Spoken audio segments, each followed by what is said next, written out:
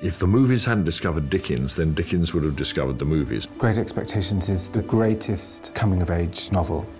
It contains all the confusion, the insecurities, the pain of that difficult journey from childhood into early adulthood. It's an exciting roller coaster of a journey. To me, it was most significantly about a story in which the older generation used the younger generation to heal their own hurt. I play Pip. He is someone who has been the victim of really quite terrible domestic abuse. He wants to rise, but he's only a blacksmith's apprentice. How on earth is that ever going to happen? I wish my boots weren't so thick and I wish my hands weren't so cast. I wish I wasn't common! A lawyer announces himself and says that this boy has become the owner of a great fortune. I'm here to inform you that he has great expectations. And that's it. At that moment, something clicks in Pip's brain. His whole life revolves around this idea of becoming a gentleman. The success changes him, and not for the better. He's treacherous, and he's callous, and he's cold, and he does terrible things to the people who love him most. For God's sake!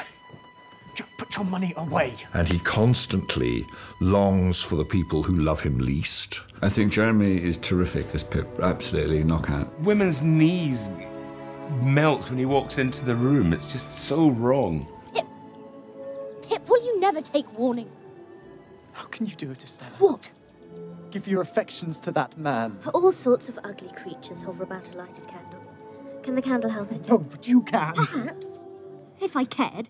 I think Pip's love for Estella is the most lyrical, tender thing that Dickens wrote. It's a very painful relationship. Miss Havisham, who got jilted at the altar, adopted Estella to wreak revenge on the male sex and to bring her up to break men's hearts. And so young Pip meets her as a child and falls completely head over heels in love with her. Especially in this adaptation, this is a real dark passion. What I think is really great about the film is that it's not recognising the dreams and the nightmares, that the nightmare is actually Estelle.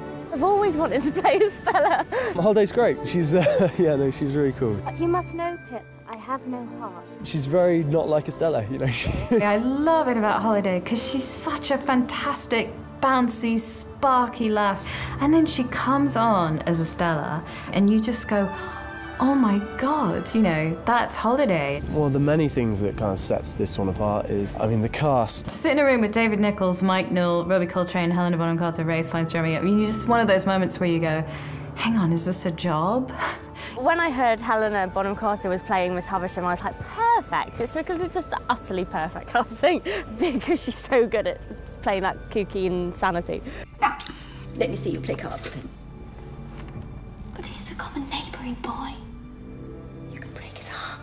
Everyone's very well cast, but it's also got the humour, which often sometimes is left out of Dickensian adaptations. Well put, Mum. Good indeed. But it's not over the top or grotesque or caricature. I think some of these Dickens roles are not unlike sort of Shakespeare characters. They're so high definition and they sort of work their way into our awareness. With Magwitch, we wanted someone who could be genuinely scary, genuinely physically intimidating, that there was a real sense of danger and violence, and I think you absolutely get that with Rafe, who also has the sensitivity and vulnerability of the character too. Because people will say, oh, so you've cast Robbie Coltrane as Magwitch and Rafe as Jaggers. And I say, no, Rafe's Magwitch and Robbie Coltrane as Jaggers.